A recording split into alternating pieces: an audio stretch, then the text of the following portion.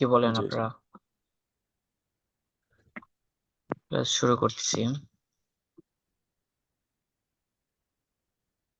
Display দেখতে পাচ্ছেন? জি sir. আচ্ছা, আমরা করাতে ছিলাম ক্যাশ ফ্লো, অ্যাডভান্স অ্যাকাউন্টিং এর ক্যাশ ফ্লো স্টেটমেন্ট।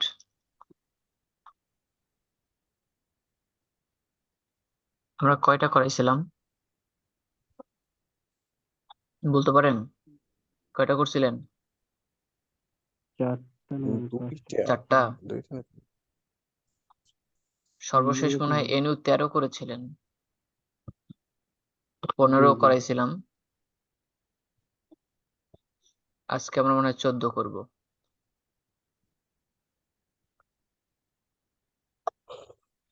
আহ 14টা আসলে একটু জটিল। সবাই যদি মিউট ছাড়া থাকতেন এবং কথা বলতেন, আমার মনে হয় বুঝাইতে সুবিধা হইতো। রাইয়েন আপু কি মোবাইলের আশেপাশে আছেন? মনে হয় না।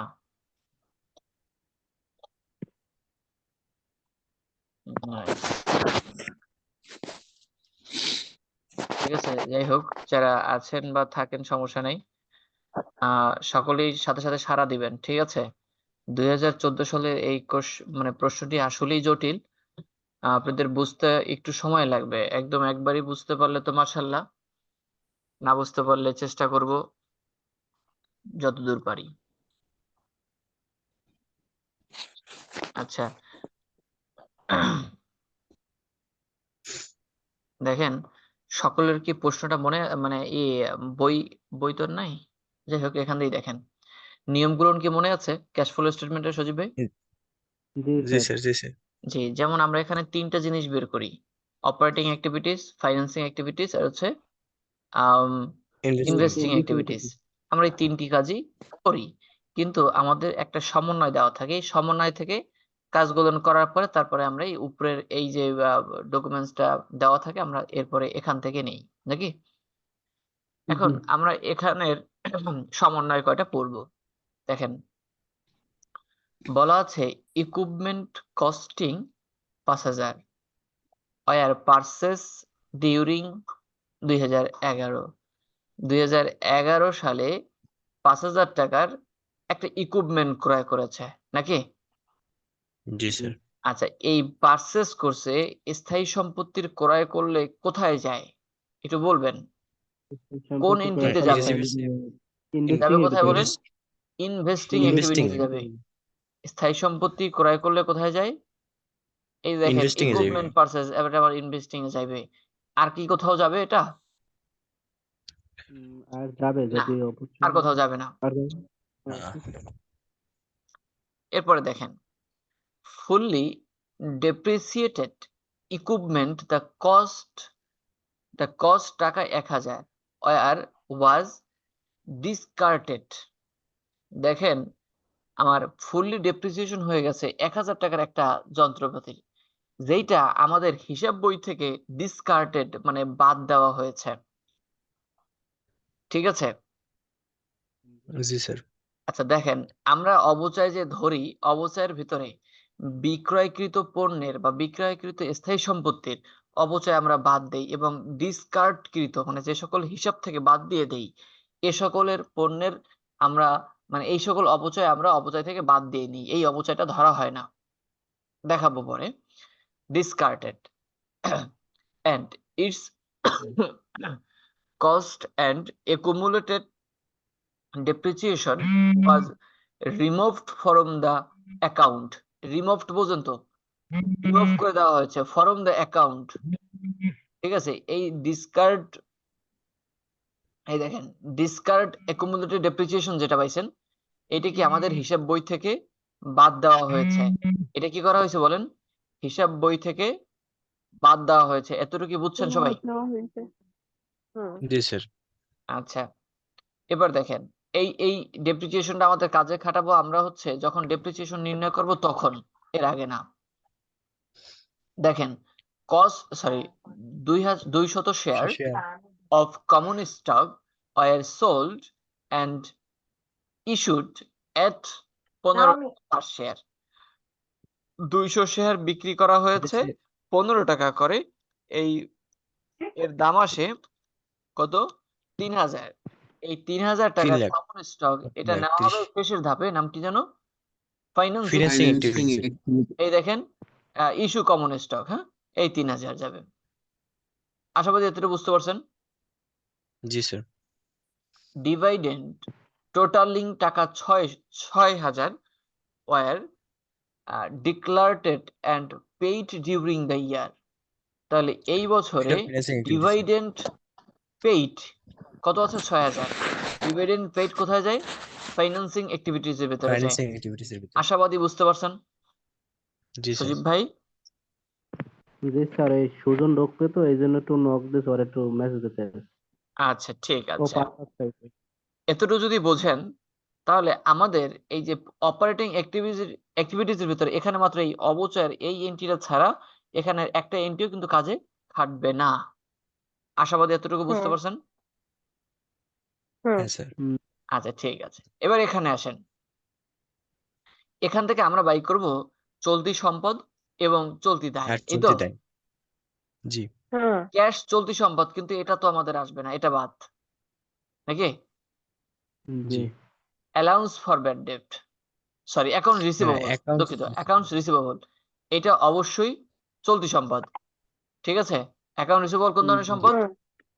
চলতে চলতি সম্পদ। সম্পদ চলতি সম্পদ। এখান থেকে আসবে আমাদের অ্যাকাউন্টস রিসিভেবল ইনক্রিজ ডিক্রিজ। আমি একটার দেখাই আপনাকে, প্রিলিমিনারি এক্সপেন্স। এখানে প্রিলিমিনারি এক্সপেন্সটা কি? অগ্রিম খরচ নাকি আচ্ছা আমাদের সাথে কি সুজন স্যার জয়েন্ট হয়েছে? জি জি আচ্ছা ঠিক আছে, সমস্যা নাই।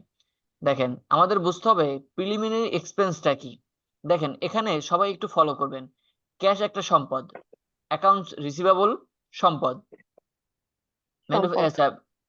মার্চেন্ডাইজ ইনভেন্টরি সম্পদ, ইকুইপমেন্ট সম্পদ, প্রিলিমিনারি এক্সপেন্স এইটাও সম্পদ। কিন্তু আসলে কি আপনারা প্রিলিমিনারি এক্সপেন্স এটা কি চিনেন সবাই? এটা কি অগ্রিম খরচ না।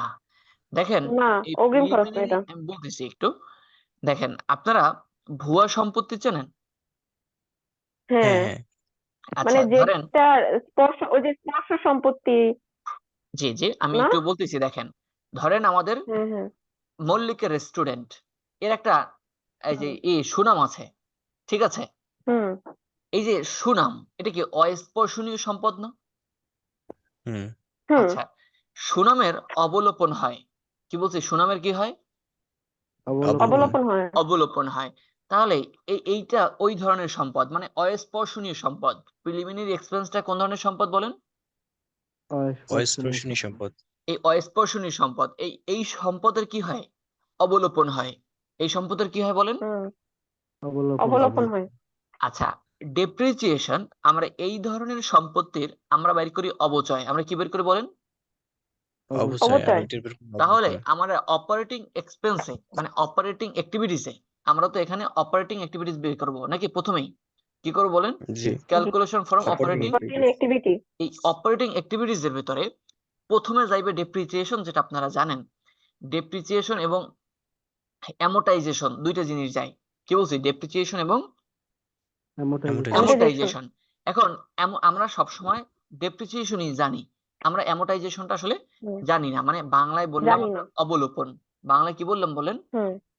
অবলোপন। অবলোপন এখন অবচয় হয় স্থায়ী সম্পত্তির, অবচয় হয় কোন সম্পত্তির বলেন? স্থায়ী সম্পত্তি আর অবলোপন হয় এই যে অস্পর্শনীয় অস্পর্শনীয় সম্পত্তি সম্পত্তির। ধরেন আমি আপনাকে একটু বুঝাই বলি। দেখেন ধরেন মল্লিকার রেস্টুরেন্টের ধরেন এখন নাম আছে অনেক, কেউ যদি কিনতে চায় এই নামটারই আপনারা কিনবেন ধরেন 5 লাখ টাকা দিয়ে, কিন্তু কোনো কারণে এইটার মানে দামটা হ্রাস পেয়ে যদি 4 লাখ টাকায় হয়, তাহলে 1 লাখ টাকা এর কি হয়েছে? অবলোপন হয়েছে। এর কি হয়েছে বলেন? সুনামের অবলোপন হয়েছে।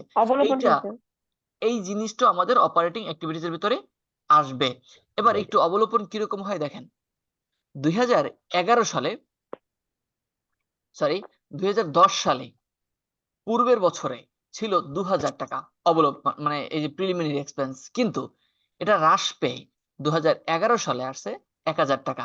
তাহলে এখানে সুনামের অবলোপন মানে সুনাম কমছে কত টাকা বলেন?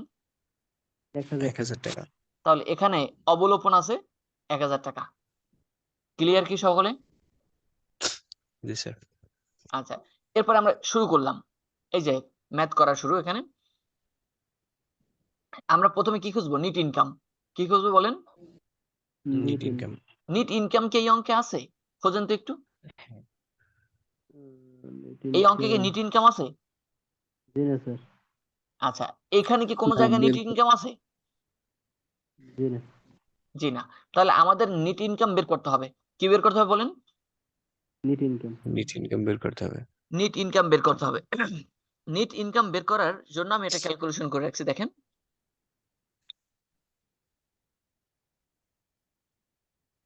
এই যে এই পার্টটা সকল কি দেখা যায় একটু বলবেন? জি জি। দেখেন, ক্যালকুলেশন অফ নিট ইনকাম। আমাদের এখানে রিটার্ন আর্নিং দেওয়া আছে। কি দেওয়া আছে বলেন একটু? রিটার্ন আর্নিং, এই দেখেন রিটার্ন আর্নিং। রিটার্ন আর্নিং দেওয়া আছে 13,000 আর 14,000। 2010-এ আছে 13, আর 2011 আসে 14,500। এখন এটার সূত্রটা বের করার জন্য আগে করতে হবে ওপেনিং রিটার্ন আর্নিং, এটার সাথে মাইনাস হচ্ছে ডিভাইডেন্ট। দেখেন ওপেনিং রিটার্ন আর্নিং কত ছিল বলেন? 13,000। 4,000। ডিভাইডেন্ট পেইড 6,000।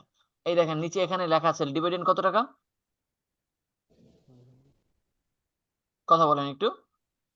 6,000। এই 6,000 টাকা বাদ দেই। ডিভিডেন্ড পেইড 6,000 টাকা। এই 6,000 টাকা যদি আপনি 13,000 টাকা থেকে বাদ দিতে হবে। 13,000 টাকা থেকে যদি এই 6,000 টাকা বাদ দেন, থাকে কত টাকা? 7,000। 7,000। এই 7,000 টাকা থাকার কথা। কত টাকা থাকার কথা? 7,000।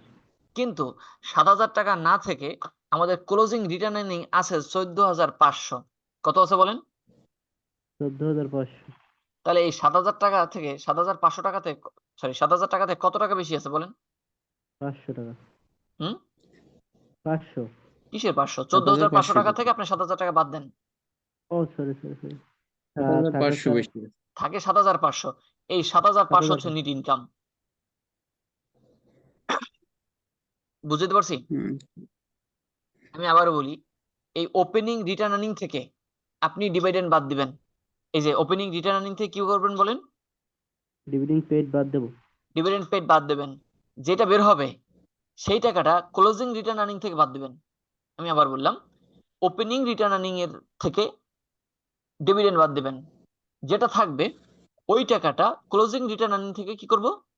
বাদ দিব। বাদ দেব। তাহলে আমাদের কি বের হবে?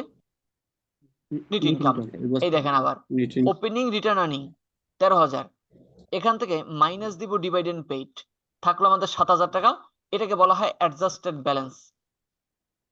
ঠিক আছে, এরপরে এই যে টাকাটা আমাদের যে ক্লোজিং রিটার্ন আর্নিং 14,500, এটাই কিন্তু অরিজিনাল উত্তর। ক্লোজিং রিটার্ন আর্নিং থেকে এই টাকাটা বাদ দিবেন, যেই টাকাটা থাকবে সেটাই হচ্ছে নিট ইনকাম। আশাবাদী বুঝতে পারছেন? জি স্যার। তাহলে এই নিলাম নিট ইনকাম। নিট ইনকাম 7,500 টাকা। এরপরে এই লাইনটা আশাবাদী সকলে মুখস্থ করে নেবেন। Adjusted to reconcile net income to net cash provided by operating activities. Clear সকলে? বুঝতে পারছেন কি? জি স্যার। আচ্ছা, এরপরে কি বের করবো বলেন? ডেপ্রিসিয়েশন। এরপর কি করব? তিনটে জিনিস আমি আবার বললাম। প্রথম হচ্ছে নিট ইনকাম, পরে ডেপ্রিসিয়েশন। ডেপ্রিসিয়েশনের সাথে এবার নতুন একটা আছে, এই যে কি প্রিলিমিনারি এক্সপেন্স। মানে প্রিলিমিনারি এক্সপেন্স আসবে আমাদের অবলোপন। কি আসবে বলেন? অবলোপন। এখন আমরা মূলত ডেপ্রিসিয়েশন বের করব। কি বের করব? ডেপ্রিসিয়েশন। এখন ডেপ্রিসিয়েশন বের করার জন্য আমরা সাধারণত কি চেক করি বলেন তো? Accumulated depreciation. কি চেক করি বলেন? Accumulated depreciation. আচ্ছা, অ্যাকুমুলেটেড ডেপ্রিসিয়েশন কত টাকা প্রথম বছরে বলেন? 2010 সালে 2010 সালে 4,500। 2010 সালে 4,500 টাকা। এখন আমাদের একটা সমন্বয় ডিসকার্টেড ছিল, মনে আছে কি? জি স্যার। ডিসকার্টেড মানে কি?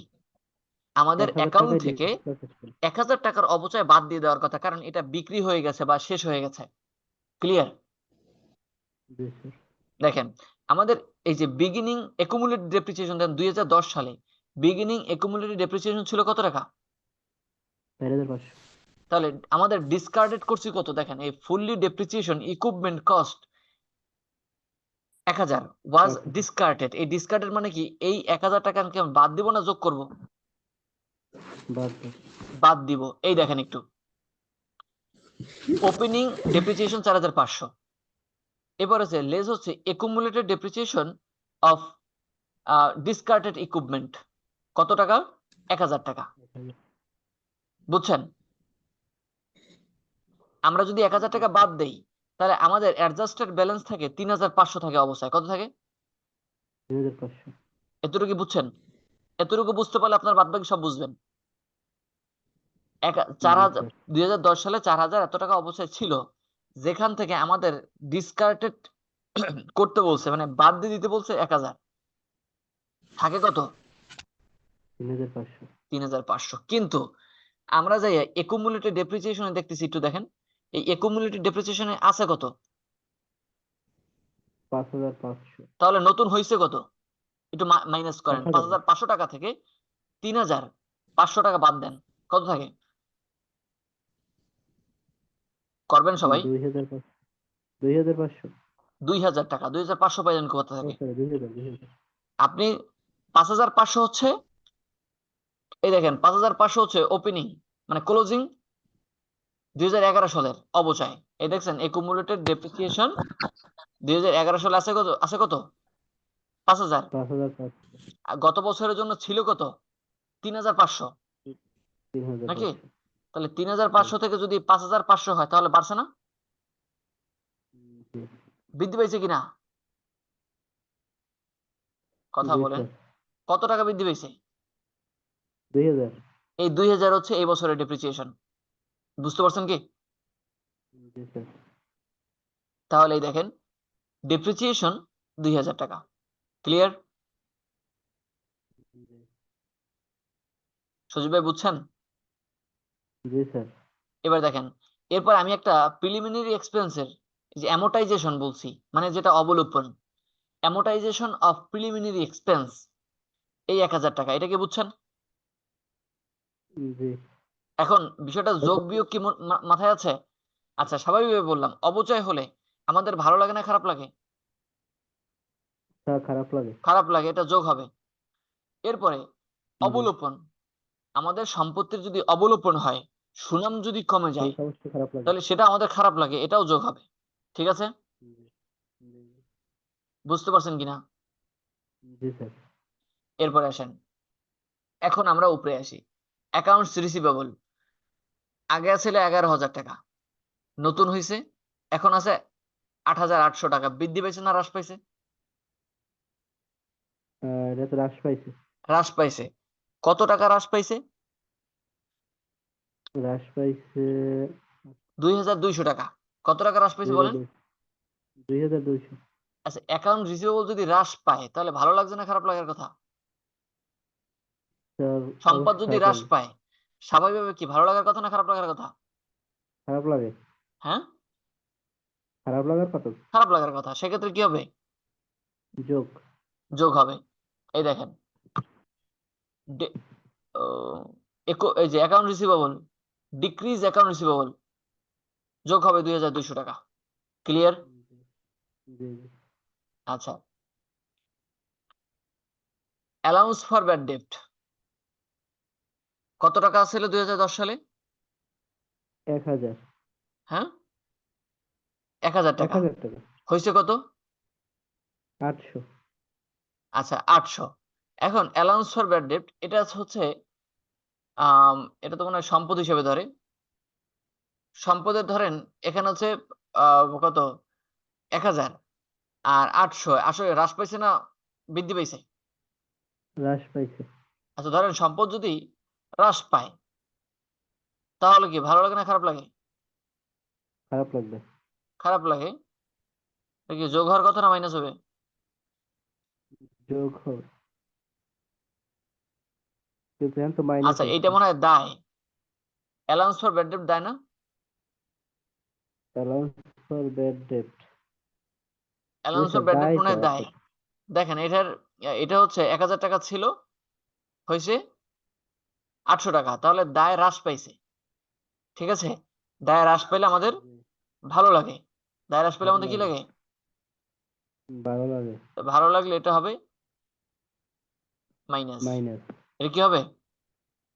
মাইনাস। মাইনাস। বুঝতে পারছেন সুজিব ভাই? জি এবার স্যার। হচ্ছে মার্চেন্ডাইজ ইনভেন্টরি। মার্চেন্ডাইজ ইনভেন্টরি 2010 সালে ছিল 20,000 টাকা, 2011 সালে আসছে কত বলেন? 22,000 টাকা। এটা কি বৃদ্ধি পাইছে না হ্রাস 22,000 পাইছে? স্যার, বৃদ্ধি পেয়েছে। বৃদ্ধি পাইছে। মার্চেন্ডাইজ সম্পদ বৃদ্ধি পেয়েছে। মার্চেন্ডাইজ ইনভেন্টরি আমাদের 2,000 টাকা বৃদ্ধি পেয়েছে। কত টাকা? 2,000 টাকা। যে সম্পদ যদি বৃদ্ধি পায় তাহলে ভালো লাগার কথা না খারাপ লাগার কথা? ভালো লাগার ভালো। কথা, তাহলে মাইনাস। ভালো যদি লাগে তাহলে যোগ হবে না মাইনাস বিয়োগ হবে? বিয়োগ। হ্যাঁ, বিয়োগ যোগ। হবে। ভালো লাগলে বিয়োগ হবে। ঠিক আছে, এই দেখেন, জি স্যার। এই যে কোথায় যেন ইনক্রিজ মার্চেন্ডাইজ ইনভেন্টরি 2000, এই মাইনাস হবে। বুঝতে পারছেন? জি। হুম। মাত্র ক্লাসে আপনারা 3 জনই আছেন, একটু সাড়া দিয়েন। হ্যাঁ, আর আসসালামু সকলে আলাইকুম বের স্যার, হয়েছে। Good evening. জি, জি স্যার। আচ্ছা, এরপরে কি যেন মার্চেন্ডাইজ ইনভেন্টরি হলো ইকুইপমেন্ট তো স্থায়ী সম্পদ নাকি? জি। ইকুইপমেন্টে আসবে না। প্রিলিমিনারি এক্সপেন্স নেওয়া হয়ে গেছে। এবার এ পাশে আসেন, একুমুলেটেড ডেপ্রিসিয়েশন ইকুইপমেন্ট, এটা মনে আসবে না। অ্যাকাউন্টস পেয়েবল আসবে। ঠিক আছে, অ্যাকাউন্টস পেয়েবল জি। এখানে হচ্ছে 6,500 টাকা 2010 সালে। 2011 সালে আছে কত? 2010 সালে আছে 4,000 টাকা। 2010 হচ্ছে 6,500, 11তে জি হচ্ছে 4,000। বৃদ্ধি পাইছে না হ্রাস পাইছে? 4,000। হ্রাস হ্রাস পাইছে। পাইছে। তাহলে হ্রাস অ্যাকাউন্টস পাইছে। পেয়েবল দায় হ্রাস পাইছে। দায় যদি হ্রাস পায় তাহলে ভালো লাগে না খারাপ লাগে? স্যার, দায় হ্রাস খারাপ পাইলে অবশ্যই পাইলে ভালো ভালো লাগে। লাগে। ভালো লাগে। দায় যদি হ্রাস পায় তাহলে অবশ্যই ভালো লাগার কথা। যদি ভালো লাগে তাহলে ভালো মাইনাস লাগে। হবে। কি হবে বলেন? হ্যাঁ, মাইনাস হবে। মাইনাস। কি বলছি? মাইনাস ভালো হবে। লাগলে মাইনাস হবে। ঠিক আছে, এই দেখেন, জি।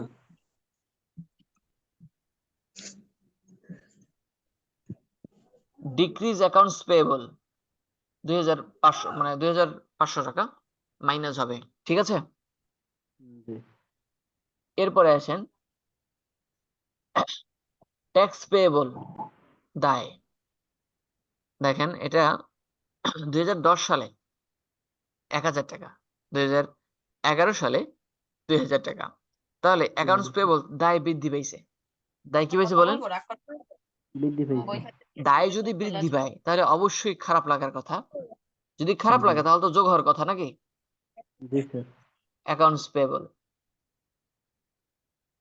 এই দেখেন, এই increase in income tax payable 1,000 টাকা প্লাস হলো। আশাবাদী বুঝতে পারছেন? জি। আচ্ছা, এরপরে আর কিছু কি আছে? দেখেন এখানে এই ট্যাক্স পেয়েবল, শোনেন কমন স্টক এখানে যায় না। না, এটা তো চাইতে স্যার এই কমন ইনভেস্ট। স্টকও যাবে না, রিটার্ন আর্নিংও যাবে না। ক্লিয়ার? জি।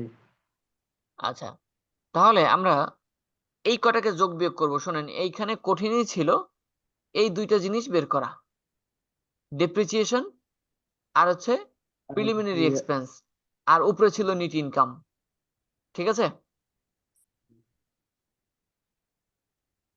আমরা এখানে তাহলে এই কটার যোগ বিয়োগ করেন। এই কটার যোগ বিয়োগ করলে আমরা পাই 1,500 টাকা প্লাস 7,500 টাকা থেকে যদি 1,500 টাকা আপনি যোগ করেন তাহলে আসে কত? 9,000 টাকা। কত টাকা আসে? 9,000। এই 9,000 টাকার নাম হচ্ছে net cash provided by operating operating activities. Net cash provided by operating operating system. Activities. এরপরে আমরা করব কি? Investing activities. এরপর কি করব বলেন? Investing activities. ইনভেস্টিং অ্যাক্টিভিটিসে কয়টা জিনিস যায় সজীব ভাই? হ্যাঁ, ইনভেস্টিং অ্যাক্টিভিটিসে কয়টা জিনিস যায়? ইনভেস্টিং দুইটা, অ্যাক্টিভিটির মধ্যে তার দুইটা জিনিস। মাত্র দুইটা তিনটে না জিনিস। স্যার? স্থায়ী সম্পত্তির ক্রয় আর বিক্রয়। একটা জিনিস বললেও হয়, আর কিছু না। স্থায়ী আচ্ছা, সম্পত্তির ক্রয় এবং বিক্রয়। বিক্রয়। এখন এতে যদি ক্রয় 3-4 পদে থাকে তাহলে ওগুলো যাবে, কিন্তু মূল উদ্দেশ্যটা হচ্ছে স্থায়ী সম্পত্তির ক্রয় বিক্রয়। মূল ক্রয় জিনিস কি বলেন? বিক্রয়। স্থায়ী সম্পত্তি ক্রয় বিক্রয়। স্থায়ী সম্পত্তির ক্রয় বিক্রয়। এবার স্থায়ী সম্পত্তির ক্রয় আমরা এই জায়গায় পাইছিলাম, এই যে দেখেন, ইকুইপমেন্ট কস্টিং টাকা 5,000 ওয়ার পারচেসড ডিউরিং 2011। ইকুইপমেন্ট ক্রয় করা হয়েছিল 5,000 টাকার 2011 সালে। তাহলে এটা স্থায়ী সম্পত্তির ক্রয় না? জি স্যার। তাহলে এই যে এটা যাবে, এই দেখেন ইকুইপমেন্ট পারচেস। এখন পারচেস করলে টাকা আসে না যায়? পারচেজ করে টাকা যায়। টাকা গেলেই মাইনাস হবে। ক্লিয়ার বিষয়টা? জি। আচ্ছা, এইখানে আর কোনো ক্রয় নাই, এটার ভিতরে আর কোনো ক্রয় আছে? জি না। নাই। তাহলে এই 5,000 টাকাই নিলাম। এই 5,000 টাকাকে আমরা এই মাইনাস করে, মানে আবার এই পাশে 5,000 টাকা নিয়ে গেলাম। দেখেন, এটা যেহেতু মাইনাস ফিগার, এটার নাম হবে net cash used by investing activities. বলেন, net cash used by investing activities. Activity. এরপর এই হলো দুইটা ধাপ। এরপরে হচ্ছে 3 নাম্বার ধাপ সি। এটা ধাপটা হচ্ছে cash flow from financing activities. Cash flow from financing activities. Activities. এইখানে প্রথমে নিব কি ডিভিডেন্ড? প্রথমে কি নিব? ডিভিডেন্ড। ডিভিডেন্ড। এই দেখেন ডিভিডেন্ড পেইড কত ছিল? ডিভিডেন্ড পেড ছিল 6,000। 6,000। তাহলে ডিভিডেন্ড পেইড যদি করছে এটা মাইনাস হবে। ডিভিডেন্ড পেইড এই যে 6,000 মাইনাস। বিষয়টা ক্লিয়ার? জি। তারপর আছে কমন স্টক। এরপরে আছে আমাদের কমন স্টক। এই দেখেন 200 share of common stock were sold, বিক্রি, ইস্যুড এর টাকা 15 পার শেয়ার। 15 টাকা করিয়া 200 শেয়ার বিক্রি করা হয়েছে। তাহলে এই 200 শেয়ারের দাম আসে কত? 3,000 মনে হয় নাকি? 200 ইন্টু 15 3,000। তাহলে এই যে এটা যদি ইস্যু করেন টাকা পাবেন না দিবেন? স্যার টাকা পাবো। পাবো। টাকা পাইলে যোগ হবে। এই যে দেখেন 3,000 টাকা ইস্যু যোগ হবে। অফ কমন স্টক কত? 8,000, 3,000। সরি 3,000। এবার 6,000 টাকা থেকে 3,000 টাকা প্লাস, যেহেতু এটা বাদ দেন, থাকে মাইনাস 3,000 টাকা। এই মাইনাস 3,000 এর নাম থাকে net cash used by financing activities. Clear? জি। এবার এই যে উপরের তিনটা হিসাব, মানে এই যে 9,000 হচ্ছে অপারেটিং অ্যাক্টিভিটিজের, 5,000 হচ্ছে ইনভেস্টিং অ্যাক্টিভিটিজের, 3,000 হলো ফাইন্যান্সিং অ্যাক্টিভিটিজের। এই তিনটা টাকা আমরা যদি যোগ বিয়োগ করি, এই তিনটা টাকা, এই 9,000, 5,000 আর 3,000 যোগ বিয়োগ করলে আমাদের থাকে মাত্র প্লাস 1,000 টাকা। জি স্যার। এই 1,000 টাকার নাম হচ্ছে নিট ইনক্রিজ ইন ক্যাশ। বলেন এই 1,000 টাকার নাম কি? Net increase in cash. এখন এইটার সাথে আমরা ওপেনিং ক্যাশ ব্যালেন্সটা যোগ করব। এর সাথে কি করব বলেন? ওপেনিং ক্যাশ গুলো ওপেনিং যোগ করো। ওপেনিং ক্যাশ ব্যালেন্স আছে কত টাকা? 3,000 টাকা। 3,000। 3,000 টাকা। এই 3,000 সাথে যদি আমরা উপরের 1,000 টাকা যোগ দেই তাহলে হয় কত বলেন? 4,000। এই 4,000 টাকার নাম কি? Ending cash balance. 4,000 টাকার নাম কি? Ending cash balance. এই এন্ডিং ক্যাশ ব্যালেন্স দেখেন আছে কত এখানে প্রশ্নে? এই 4,000 টাকা। বিষয়টা কি বুঝছেন সজীব ভাই? জি স্যার। রায়ন আপু কি আছেন? হ্যাঁ আছি। তো রায়ন আপু, আছি রায়ন আমি। আপু আমি আছি, জি স্যার। মনে হয় না। না যাই হোক, স্যার, আছি। এটা কি বুঝছেন? লিখতেছি, হ্যাঁ স্যার, বুঝছি। এইটা একটা জটিল, মানে একটা খুবই গুরুত্বপূর্ণ প্রশ্ন এটা। হুম। ওগুলোর থেকে এটা স্যার আসলে আমার প্রবলেম হলে অবশ্যই আমি তখনই ইমিডিয়েটলি আমি সলভ করে নেব, সমস্যা নেই। আচ্ছা, এটা কি সজীব ভাই জি স্যার। সমস্যা আছে? জি না। হ্যাঁ, জি না। আচ্ছা, যদি কোনো সমস্যা না থাকে এই ক্লাসটা এখানে শেষ করব, আপনারা আরেকটার জন্য আবার জয়েন্ট হবেন, ঠিক আছে?